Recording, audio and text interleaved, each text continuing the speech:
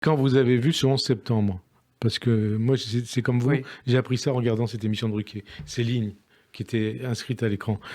Quand vous voyez ça, quand vous lisez ça, vous dites quoi? Ce type est fou? C'est un cerveau malade? C'est quoi? Un juif antisémite?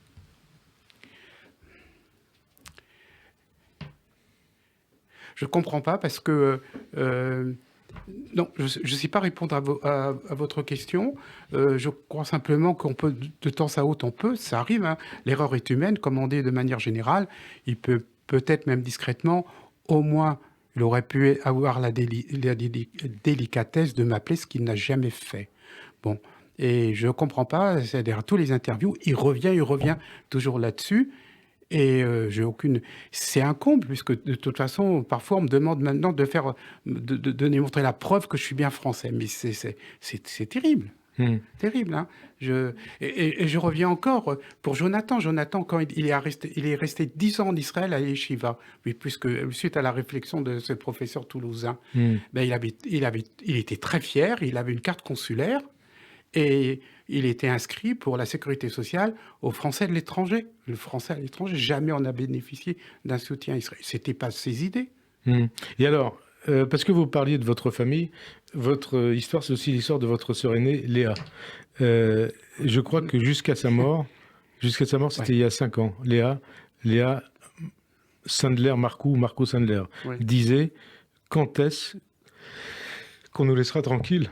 Oui, oui. Alors, elle me l'a souvent raconté. Hmm. Donc, elle était enfant. Elle est née en Allemagne, donc à Mannheim. Mes parents ont fui l'Allemagne donc en 37. Naturellement, ils sont allés en France, puisque toute une partie du côté maternel, on était français. D'abord en Alsace, et puis ma tante est allée s'installer donc pour des raisons professionnelles de mon oncle au Havre.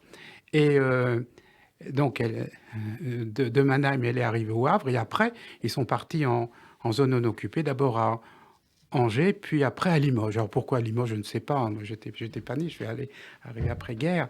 Et elle achetait un journal pour enfants, et elle suivait avec beaucoup d'attention et de passion les aventures des Trois Mousquetaires. Et c'est en achetant ce journal, rue du Clocher à Limoges, en sortant de la papeterie, qu'elle dit, mais j'entends des choses bizarres à la maison, le mot rafle, le mot Donc on était arrestation. pendant la guerre, hein, on précise les choses. Oui, on était dans les années, oui, oui, pendant la guerre. Et elle me dit, mais où est-ce qu'il y a sur Terre un pays où on nous laisserait tranquille? Et donc, immédiatement après, lorsqu'elle est venue jeune parisienne et étudiante, naturellement, elle est allée au Bnei Akiba, et le premier jour de sa retraite, elle a fait son aliyah, elle est partie en Et Israël. jusqu'au bout, elle a Donc dit voilà. quand est-ce qu'on Et nous laissera tranquille?